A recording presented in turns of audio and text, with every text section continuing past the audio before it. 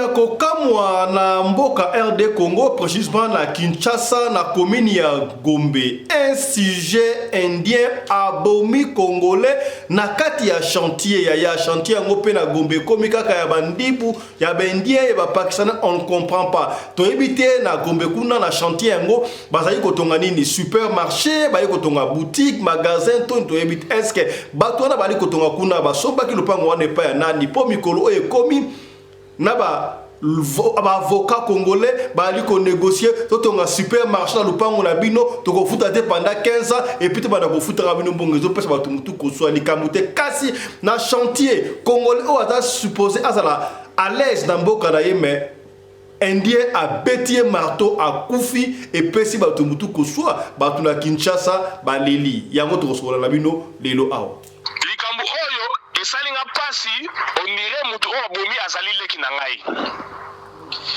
congolais na ebité toloba na monoko nini po ba comprendre que il faut bayeba ba droit na bango na mboka na bango congolais okotika te expatrié moko boye aya aboma ndeko na bino na miso na bino boza kotala bozobenga police.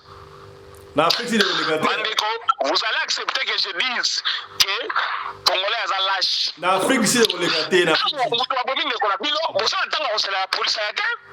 Police soga hier a reçu la musala na hier pour protéger mutwana a même il bossa banzuzi basa misaya ke na boloko.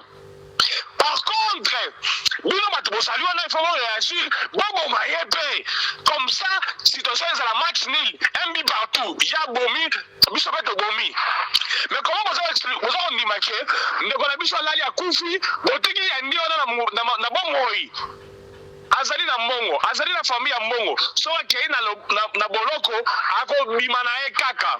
Tokende na Okatanga précisément na Lubumbashi et pas wapi insécurité à makasi ya kosakana te kasi Dieu merci yiba na yo 99 jours kasi un jour wana bakokanga yo ba aperce to ba kangi ba moni caméra ya surveillance et filmer to kangi bandeko wali komona wana moko komona ye Christian musu komona ye Alain Pania bango musana bango basala ka terrorisme ba boto la batu ba moto ba mbongo ba bo makara batu awasiko na sujet indien moko caméra si vraiment soit qui ba ko na flagrant délit bandeko ya Lubumbashi ba yebi bango pasi yango to ko so la pelelo awa ya liboso nanu garçon o abandi action otala ya télé le un innocent donc na kwa otala une minute c'était ya ko raisonner que non nenga sali wana sali criminel mais tant on a moni ye asali action wana elekeli ngai et puis bazaki belé bozo kanga batu bona moyi gobimisina minduki ya minene nga tisi ko video esali nga nzoto malili peso lekela ngai bakonzi ya mboka ifo batala situation oyo Dieu merci kaka ndenge lobi wana Alain Biayi na Christian Bilongi mona ni pe bayebani na Katanga bacha bango maboko mais bakosa mateke baki makatanga baya na South Africa ba photo na bango ezali tokopanza yango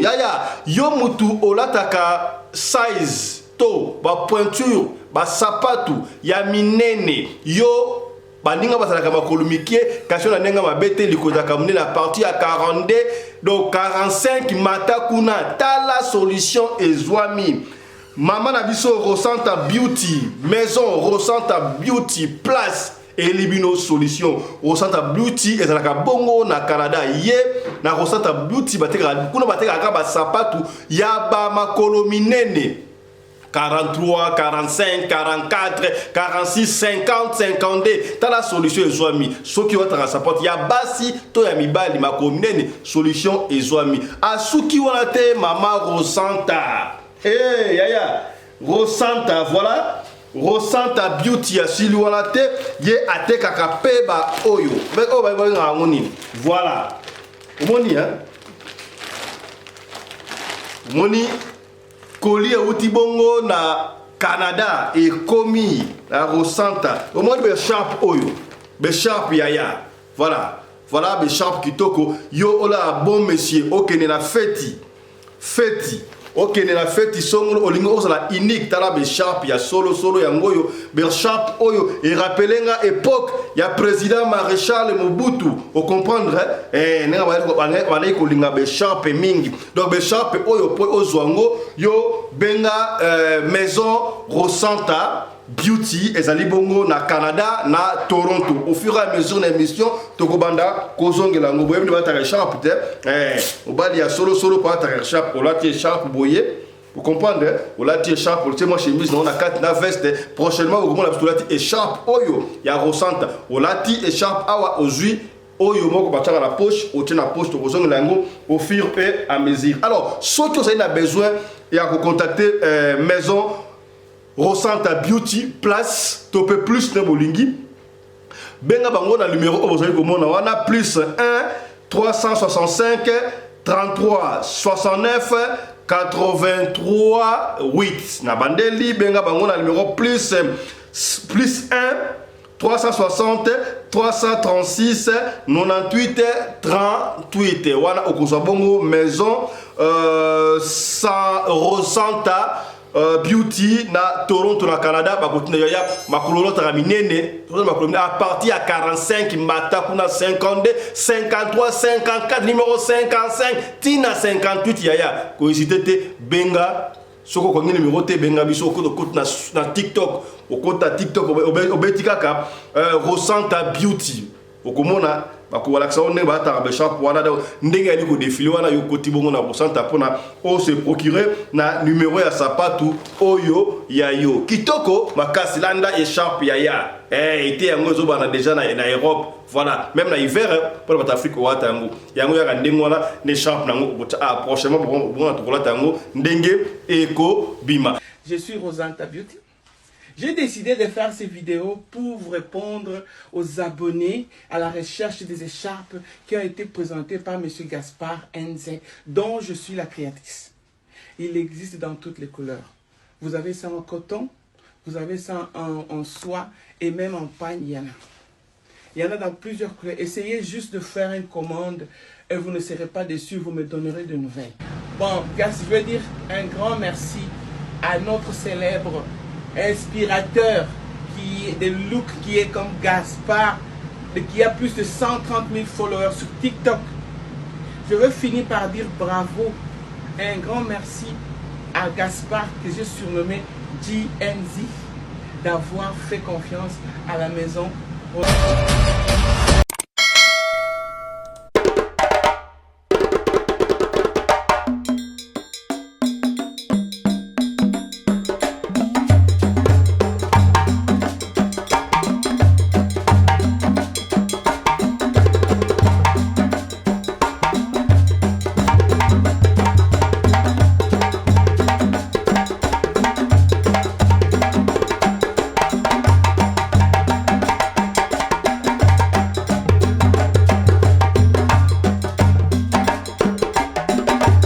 mobali mbinga na mwina ngolo aboya hydroquinone soki ezotambola basheri bazokoya mayanga na retrouve douce tendresse affection epa na yo nasalelo nini mpo ndimake na kupendaka sana shitakwacha pelende wenjoro. Mbote bandeko balandi ya Radio Lokole Télévision bisika nyos tubozwami merci na confiance pe fidélité bo pesa kana programme oyo Radio Lokole et pa wapi to betaka masolo ya makambo zali koleka bongo na communauté na biso africaine en général mingi ya biso batu ya mangala soki webingai merci mingi kasi soki mbali boso yo omona biso yebaki babengaka biso fiston pelende tata ya Sedek. Voilà, obo mesano tolobaki yango déjà yaya soki yo phone téléphone soki yo mbali boso omona biso grave téléphone so mbali boso oyeba biso ya munene. Oh là là.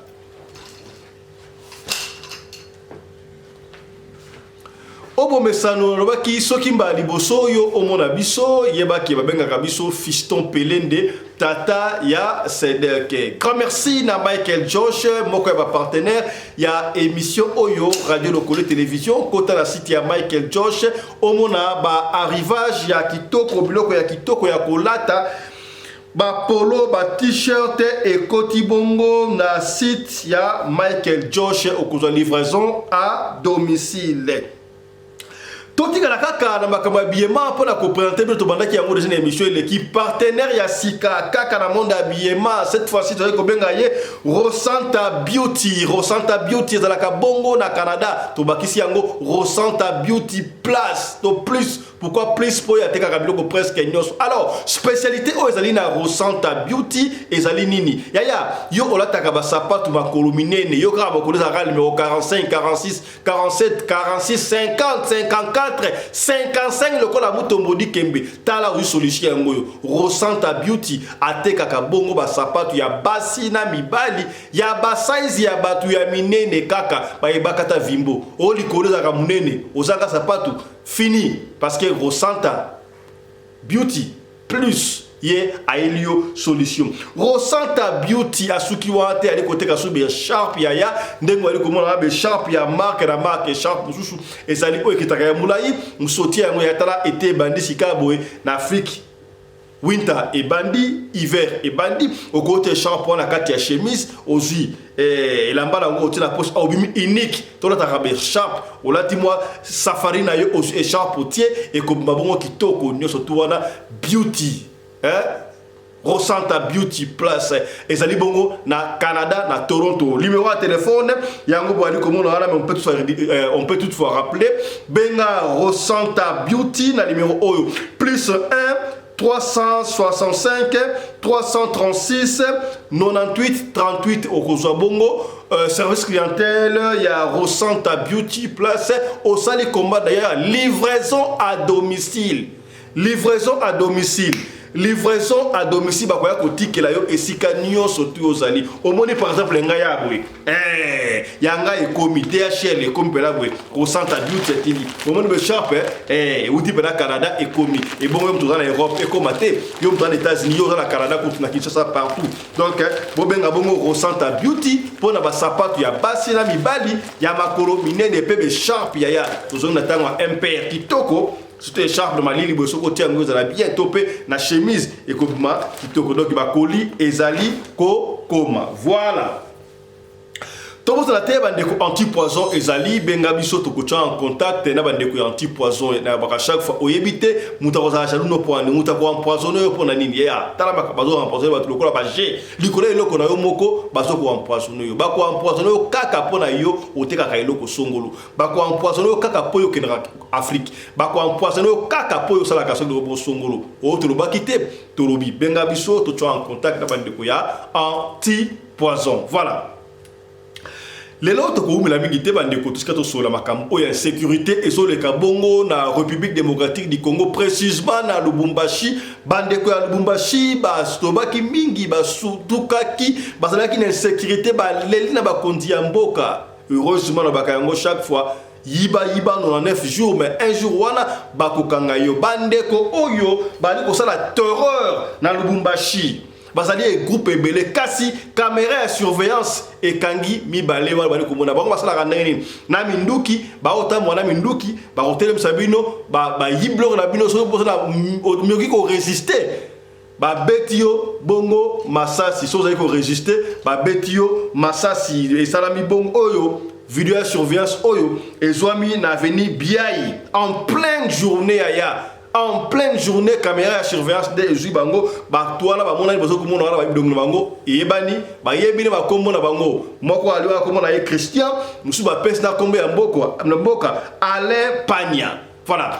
Toko sur la bonne mboka commandant Anderson Congolo de Jobour sur insécurité sur le canal Lubumbashi yé amoni amoni ne pesi passe ya soki insécurité au moins la insécurité na Lubumbashi oye bakate na la sala terreur wana tala ba photo ya batu moko mi balé ya batu ba sala terreur Lubumbashi photo na bango za wana alors donc saisir ba oyo pour ba kombo yebani Alain Pagna na Christian na un certain Christian ya bomoni wana et salami en pleine journée. En pleine journée, on a venu Biaï, bande ko Lubumbashi, on a venu Biaï, ndé sika vidéo de surveillance oyo et kangi ba ndeko oyo. Mwana mboka commandant Anderson Congo de Jobour, la voix digitale molobeli ya ban Afrique mobimba. Bande ko ba kolela insécurité à Lubumbashi, Dieu merci, vidéo e bimi tout mon vidéo, il y a surveillance, bateau ba ça des ordres wana. Moi analyse na yo, moi maloba muke sur ce qui se passe na insécurité au na Lubumbashi. Merci beaucoup, Mme Mboka. Fiston Pelin de Tata Sadek, le patron, il y a presse, il y a Afrique du Sud. Vraiment, mon frère, vidéo où il n'y a pas si, il y a les bossons dans nous, garçon où a bandi action. Quand on a télé, il y a un innocent. Donc, na kwa ozatala une minute c'était ya ko raisonner que non nenga sali wana sali criminel. On a monié à sali action wana elekeli ngai et puis bazaki belé bozo kanga batu bona moyi bobimisi na minduki ya minene nga tisi ko video esali nganzo to malili peso lekela ngai bakonzi ya mboka il faut atala situation oyo Dieu merci kaka nengo lobi wana alebia ina Christian Bilongi mona ni pe bayebani na Katanga bacha bango maboko. Mais bakosama teke bakima Katanga baya na South Africa bafoto na bango ezali tokopanza yango ndenge radio lokole TV panzi yango biso pe tokopanza yango de façon que tozala vigilant batu oyo bakima Katanga te baya na South Africa il faut te livrer bango na mbila baza batu mabe na moyibo soki résistance elekaka bakoki pe koboma batu na minduka minene boye esalinga songo mpe pasi. Mais il paraît que tout bazo ko ba tout commandant Anderson mais sikoyo na moni batongo bata pe kagulete balati ba kagulete bazo ko banga te ke ba yebi bango ba osala en pleine journée. Bon, au moins les ezali wana ya liboso nanu caméra de surveillance sur bango ba yebi caméra sur bango ndenge ba yiko sala action wana c'est sûr basali yango musika na place bavandaka et puis bazali na idée te ke bilongi na bango ko bima na caméra mokili ko yeba bango kaka ndenge mundela lobaka 1000 fois volé, une fois attrapé, il y a un combien de bango lelo. Donc c'est que basa la sala na bango yango. Ceux qui basa ko audace pe courage à osala na moi. Bongo na butu ezala ka ndenge nini. Donc Mila il faut que bango maboko bakanga bango ba dénoncer groupe na bango mobimba. La photo tout le monde bango za so 4 ou bien 5 personnes, surtout qu'il y a un chauffeur peut-être 6, mais en réalité c'est une bande qui égorge beaucoup de gens. Il faut pas que bango nyonso wana comme ça bato ba vivre na kimia pe librement na mboka Katanga na Lubumbashi one touch. Est-ce que déjà ba appréhender Christian na ale pania to zanga vidéo kangi ba publier siko ba à la recherche bango ba ceci ba kangi ata moko ya bango na nte. Avant vidéo ba publier yango ba kangi bango te. Mutu ba emeki bango basala misala oyo azali te. Tango vidéo bimisi konde batu na Katanga ba yebi bango ba dénoncer bango batangi ba kombo na bango ne itangami wana. Donc na bango moko bandimaki te ke place wana caméra de surveillance roso bango. Nzambe ala raté. Bilongi na bango emonani très bien batu pe ba yebi bango c'est fini match esili bokosala bozo boma batu bozo koyiba batu mo wana bosala ngalo mote bokeno bela masanga na kozo basa ndumba. Dieu merci Basuki. Voilà, je crois le message est passé. Je crois Mburamatari Nabiso par intermédiaire il y a gouvernorat, il y a Okatanga, Lubumbashi Wantanshi, basana ba élément sika au moins ba yebi bilongi ya batu oyo basana makamwa to kolika ke bakota ba maboko. Bana bouger arrestation.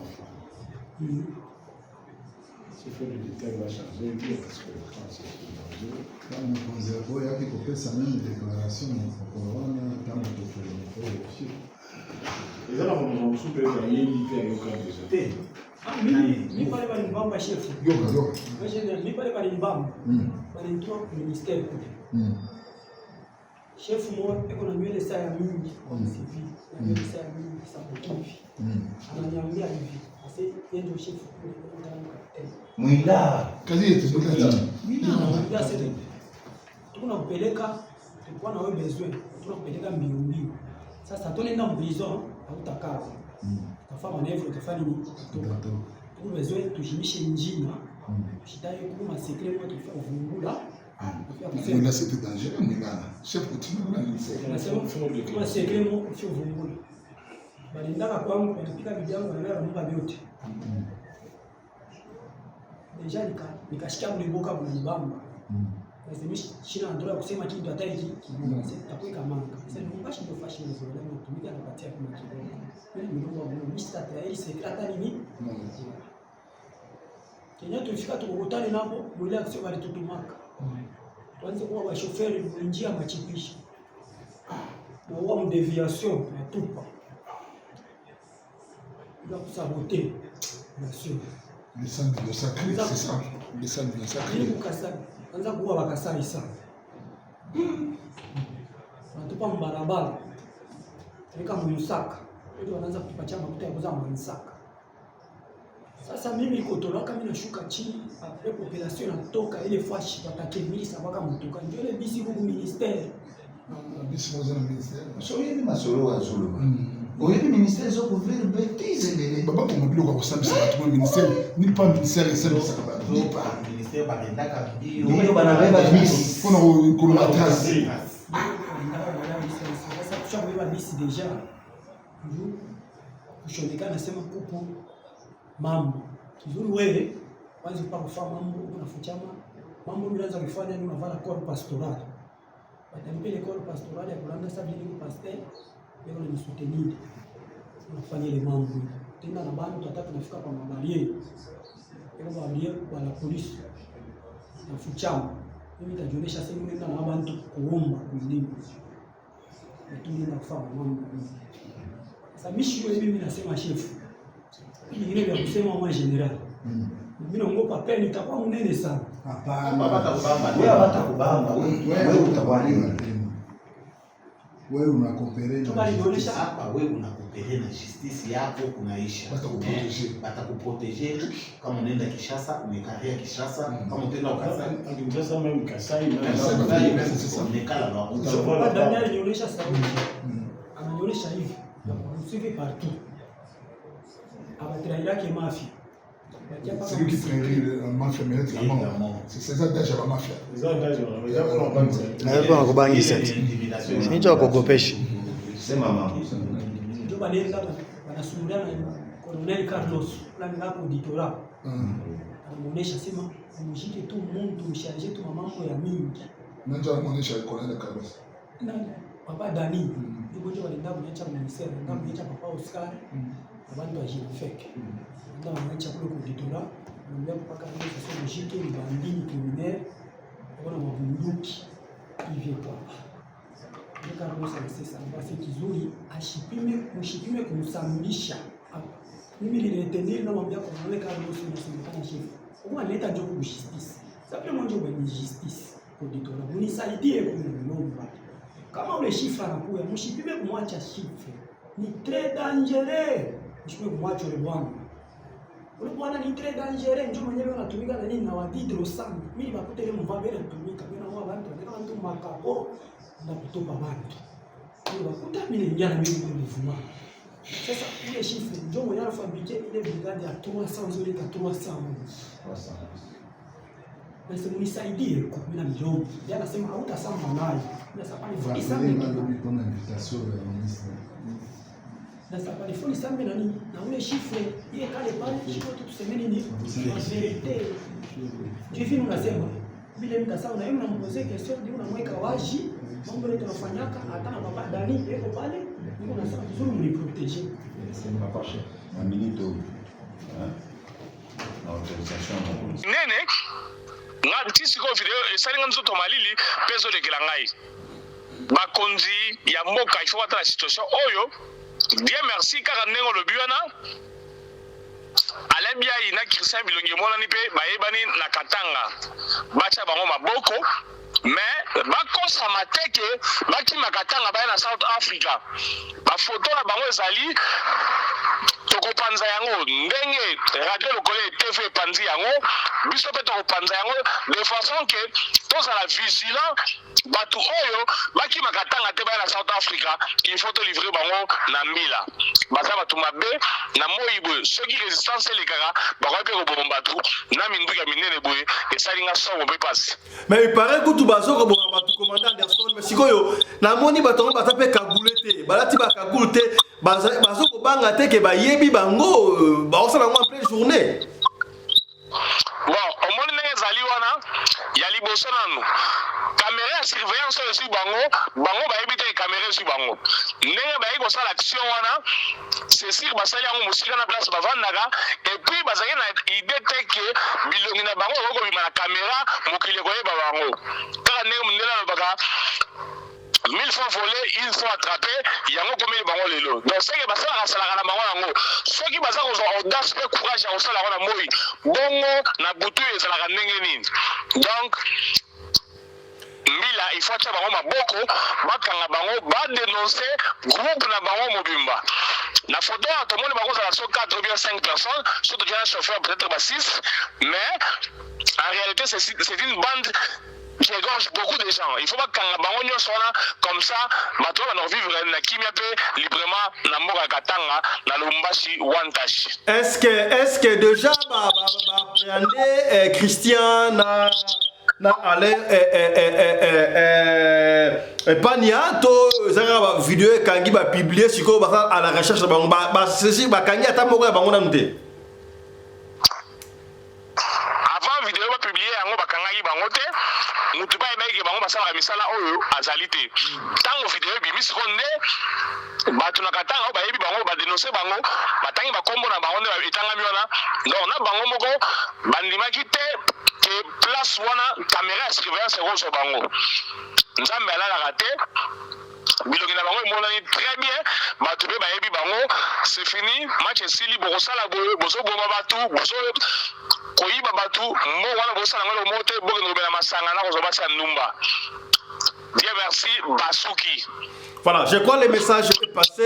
Je crois Mburamatari Nabiso par intermédiaire il y a gouvernorat, il y a Okatanga, Bumbashi Wantanshi, basana ba élément sika au moins ba yebi bilongi ya batu o ba osala makamwa to kolika ke ba kotsa ba maboko le plus vite que possible ba na ba on a média ba présenter bango mais en tout cas ba famille au moins na yaya asomba ka ba iPhone yaya somba maman papa apesa ka obilo ka kolia sala ka boitala stoka papa musala za ka muyibi ki banditisme tala peut-être moi na yo ya mobali musa sala ka ngwa epesi pasi non seulement ko déshonorer pays mais aussi na famille na yo siko ba dek no basi bana na yo bande ko mama soka lekio tala mama Christian yo wana ba Christian muyibi tala mama ya ale pani ya yo wana pani je crois comme ya famille comment est-ce que au déshonorer famille ka boye epesi pasi je crois mbila soka tima boko to kozonga lisusu pona ko la sabino soki ba saisir bango to salama kibongo na avenue Biaï en plein centre-ville na Lubumbashi wa Ntanchi. Toti kala kala na commandant Nelson pour te mettre le studio ska boito kende bongo na mboka ngumba Kinshasa Kin Label à l'époque ya Kin Label surtout monde qui en 1985 ndenge ozole kana boulevard du 30 juin trop propre. Tout le monde ici Kawaboye, Kinshasa est commis surpeuplé, Kinshasa est commis ce qui n'est ni babuka ki zandu bien sûr to yimaki mesika batongi zandu pe ya kitoko 80 000 places le lengo mona ça de Barto Pes Longonia la tata mo konje ko nenga tongi yango travers gouverneur Chantini Ngobia kasi kotonga tonga balobi ba immeuble ezali ko poussa le kola ba champignon na centre ville pour la immeuble ate ba ko poussa yango ata la commune ya Masina ata la Kisenso ata la Kimbateke le kola za en Afrique du Sud okende partout magasin zali partout ba supermarché zali ba ba liga en ville wana ezali sous ba congolais d'origine te ba Indo congolais Indo associé comme kaka ba Poso Pembe ba Ndibu aux Syriens, aux Pakistanais, aux Indiens. Alors, na manque de connaissances, tu peux, bandonation ben avaka ba mindele, ba kinaville, ba mindele te, c'est Syria la mundele. Libana za mundele. Et puis si passe, il connaît ya kotonga tonga oyo, bande ko balel balabuki chantier moko za kina Gombe, bali kotonga na ni wana indien, un sujet indien, na éviter ba et ça qui chaque fois awa salaka attention bandibu sont plus racistes que mindele. Bandi kutokoti ba indie ba ngoto ba indie ba Pakistan ba Syrien ba kotika kuna kimundibu wana balinga ka batu mwindu te tala sikabwe likambu ba uti kusala na chantier bazotonga ba bomi non c'est bon indien a bomi congolais na marteau na ebité qu'est-ce que congolais asalaki nini ayibaki nini a répondre qui indien mabé d'ailleurs na Brazzaville on va savoir prochainement comment est-ce que un sujet français na chantier kakaboye a fingi un sujet congolais à Brazzaville Les affaires ne sont plus comme par avant. Kofinga fingi wana aller ba saisir ba refouler la France. Ayaki koluka kuanga Congo Brazzaville pesa kuanga lipa afinga ba refouler azangi lipa. Lokola pe ba indien, ba libanais, ba pakistanais, boye na Congo to bengani binote boya. Malgré ba raciste na mboka na no boya. Awa mais ekomi ya Kofinga. Makambo oto kateke ezali atanga Mobutu. Oyebi ngai natanga Kabila, oyebi ngai so azaki nani? Indien azo sakala la Congolais. Libanais azo sakala Congolais et puis Congolais avec revendiquer au moins akobenga ka colonel moko ka colonel ya Congo aya ko maltraiter et pesa nga passe total dans une image oyo eleka na Katanga. Un sujet chinois azo ko beta Congolais na fimbu atini Congolais abeta mingane Congolais ndekole Congolais na epesa nga mutu kuswa ba mama ba révolter na ebiti na pesa chance na nini na ye indiango mbila ya kuswa pour nini ba ndake na moi justice mukete avant mbila ya epesi pasi famille ndeko oyo babomi epa ya indien na marteau s'il vous plaît kana ya ndenge ni obeta na marteau ti mutu akufi et bino ba travailler aux accueils botiki pe kaka boye ozo banga dikola ba $70 ba $30 ba $20 pasi ya kosakana te ndeko Anderson de Jobu commanda analyse na yo eza nini par rapport ya eza kaka dessin n'est-ce pas ya liwa ya koboma o indien abomi un sujet congolais na mboka na ye na chantier et puis to ko biso ko no il a été libéré karaboui yango to toni baka justice oyo ngelo pesa ngai mutu ko swa malobo mboka yuko man Anderson. Voilà, merci beaucoup mon mboka Fiston Pelende likambo oyo esalinga pasi onire mutu oyo bomi azali leki na ngai Congolais na ebite tolobana munoko nini pour comprendre que il faut bayeba ba droit na bango na mboka na bango Congolais okotika te expatrié moko boye aya aboma ndeko na bino na miso na bino boza kotala bozobenga police na Afrique Mandeko, vous allez accepter que je dise que Congolais a lâche. Na Afrique si le gâté na. Police soga hier akosala musala na ye akoprotéger mutwana amemali bosa banzuzi basambisa yake na boloko. Par contre, bino bato bosali wana il faut réagir bobo mayepe comme ça situation est la match nul un but partout ya bomi biso beto bomi mais comment vous avez ndimake ndeko na biso lali akufi botiki ya ndio na bomoi azali na mbongo azali na famille ya mbongo so akei na boloko ako bima na ye kaka to mona na South Africa un garçon indien abali mwasi kuna na end alobi na yeke baya nuit de noces na Afrique du Sud baya na Afrique du Sud bakiti na Cape Town chauffeur a memaki bango na aéroport aketike bango na hotel akopere na ye ke na butu bakokende restaurant baboma mwana mwasi wana chauffeur wana mpa ndima bapesa ye mbongo azo baninga na ye baya baboma mwana mwasi wana après beaucoup de temps ntango basali banquête babandi na kokanga garçon na chauffeur ayo ba vérité que non mobali mutu ayebisaki ye apesa bango mbongo baboma mwasi wana. Mais qu'est-ce qui s'est passé? Les sujets sud-africains étaient emprisonnés mais garçon indien akenda end après ote basengi aya boye famille ye ote ke na sala boloko na end est-ce que sala boloko na end to yebite donc ceci azana libre kuna ndenge bazana ba mbongo na bango azana libre na yoki ya mwana mboka Fiston Pelende mutu baza kotonga supermarché ngana sala bêtise commerciale matériel nyonso ezalaka na délai nango ya amortissement ezala matériel roulant ezala immeuble ezalaka na délai nango ya amortissement. Alors tango yo ba yo personne ndako na 15 ans est-ce ni dezo lakisa kena après 15 ans supermarché ne otikala ka ndengwana et on sala sous état ezali wana tena batongi yango.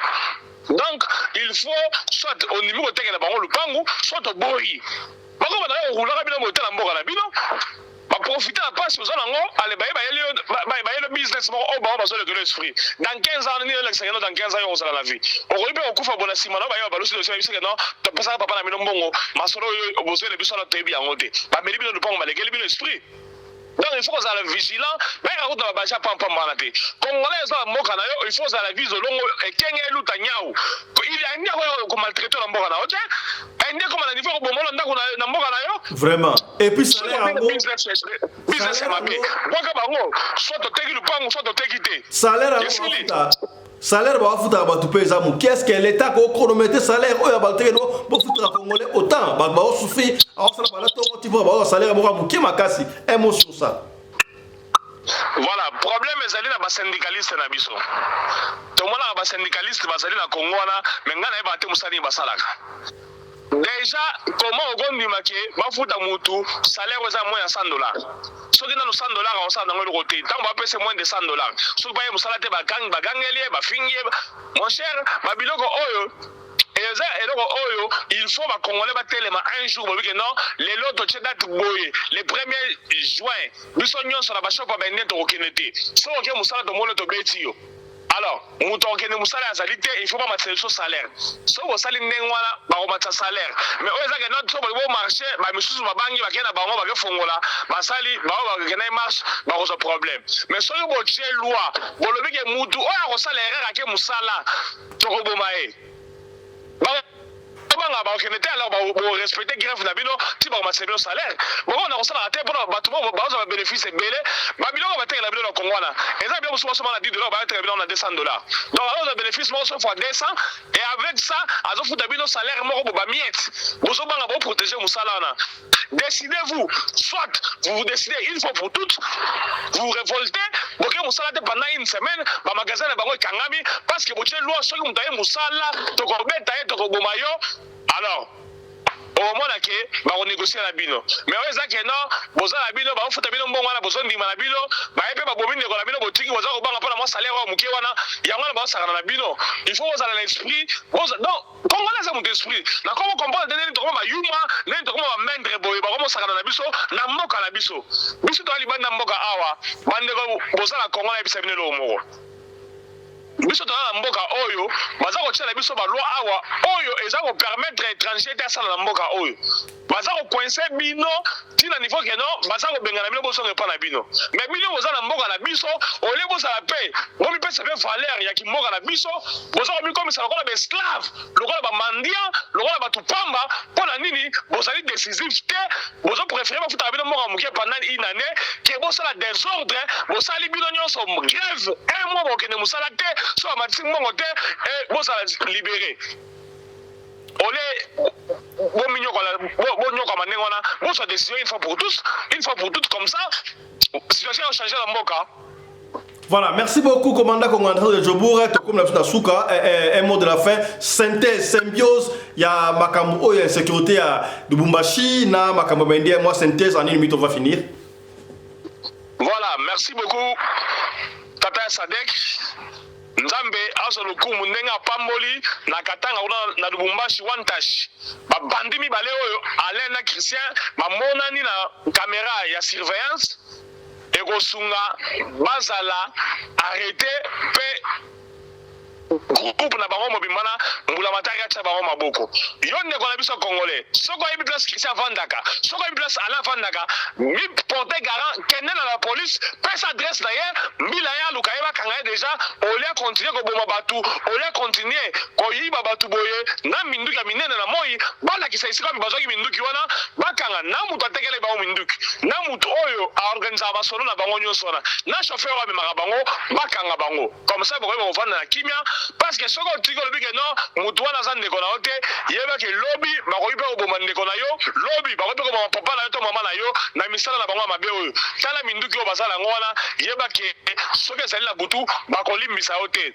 oyebi adresse na bango pesa yango na ba famille na bango pesa nyonso na l'état landela bango na oyo esalami na Kinshasa bandeko na biso ba congolais bozali na mboka na bino il faut boyeba ba droit na bino muto étranger bomi congolais bobo maé sur place bon c'est l'attaque de l'état parce que la police sera à protéger c'est nous qui perdons bango va perdre le moroté basana ba moro na bango kuna ba ko futa ba moro muto na ko bima ba ko zongisa na Inde a ko vivre na bien a ko lia misili na mikungu a ko mela na lungwila kuna na Inde avant ni na ye par contre soki bino bobomi ye abomi congolais bino bobomi ye ezali na indien mususu te oyo ko so audace na courage ko so marteau ko beta congolais ti ko boma ye voilà pourquoi vous devez vous faire justice babomi congolais bino be boma ye comme comme ça, on respecte Bisso. Nous sommes chez nous et personne ne peut venir danser sur nos nez.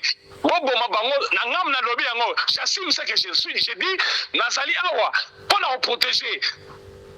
Vie à Congolais, et non, Kobomisa côté à Congolais, Koufa, pour la protéger, vie à Indien. Indien, ça dit Nani. Indien, ça dit Mundelete. Mundela coloniser biso, Indien les choses à coloniser biso. Non. Voilà. On fait la biso, on a muka. Congolais ça muka na yo, mundela ça na l'autre muka na yo. Et ça na ba droit na yo, il faut telle melango, ceux qui ba mutanga côté la ligne na bande na yo. Bobo mabango, ça va ça na biso. Commandant Anderson. Merci beaucoup mon abord à tout ça pelete. Merci beaucoup commandant Anderson, je crois vous remarquez commandant Anderson il va monter à Sakalade, cela veut dire que et si Kanda commence qu'un sujet indien à Koboma congolais, Nambo Kanaïna Chantina marteau a joué 7 a joué mboa atakutu mboata animal so bomina marteau les arabala mingité pesi pasi mais au commandant l'obis s'engage que on peut pas se faire justice dans mboka oya pays des droits le Congo et sur ça me moi les aki malamu mbura matari aya mais si vous allez vous faire justice ezala nandengo officiel té est-ce que bokomi to soliga pam pembe à ton radio le côté télévision donc mbura matari ndé a ko trancher makambo ba soki a osala na sujet wana nini kasi to senga mbula matari ala de la makambo oyo bato mingi ozomona wana bazana ba relation na ba généraux na ba colonel na ba capitaine na major yango moni ba mutu makasi ndengo wana soki batali makambo oyo kibongai esili to kusonga bungo mboka na biso ekokende liboso. Merci na bino bolandi biso bozala ki ebele na radio lokolela kolanda biso to di Tongonia matondo l'équipe technique qui nous a accompagné l'équipe qui était composée de Chris Larize Pelende, Winnie Larize Pelende, Claudine Larize Pelende, coordonnée par Mama Rina Umbi Larize Pelende, la femme à la taille d'une tige spaghetti, ni courbure, ni virage. Portez-vous bien, santé de fer à tous. Chap chap et tchara. Komborangai fiston Pelende, Tata ya Sedek. Merci na sponsor officiel de la chaîne Oyo Radio Lokolé. Il s'appelle Michael Josh. C'est aussi pour s'habituer déjà vous bien Michael Josh. Logo to griffe ya mwana mboka basé aux États-Unis et pas wapi ya soki olingi osomba bilamba ya marque na marque kota bongo na et pas Michael Josh surtout bilamba ba sécurité nyon surtout non besoin kota pas Michael Josh au commande yango. Ce qui est spécial c'est quoi? Til le 30 avril Oyo Michael Josh a quitté si bongo ba montre bongo batunde ba liko sobo ba montre talaka montre wota résistance montre Oyo okoko tangona kata mai okoko pour na mbula okoko soko na mbula na nkona plage et kolongwate confort benga Michael Josh pour na ozo montre ya kitoko na moins cher kititalo yope mutolinga kolata bongo ba super wax hollandais Michael Josh a sali promotion sika boekaka 50 pièces t ata parti à 2 3 4 5 pièces benga Michael Josh comme ça okozwa livraison à domicile soki ozali na moyen okota na site ya Michael Josh t Michael Josh LLC benga biso to continuer au lien site wana topé toko pesa yo numéro ya service clientèle ya Michael Josh voilà ekendaka ndengo wana pona yo muto mitungisa ma poison en nzoto to bateli yo poison to yo ke affecté wapi benga biso toko chayo en contact na ndeko o ba na anti poison pona yo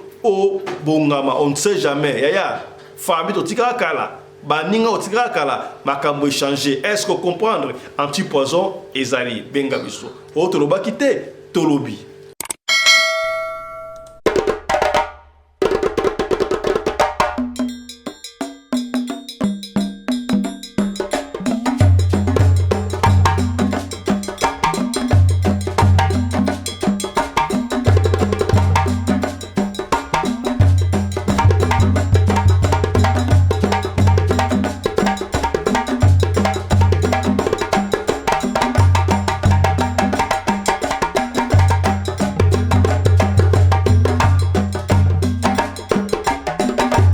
mobali mbinga na mwina ngolo aboya hydroquinone soki ezotambola basheri bazokwea mayanga na retrouve douce tendresse affection epa na yo nasalelo nini mpo ndimake na kupendaka sana shitakwacha pelende wenjo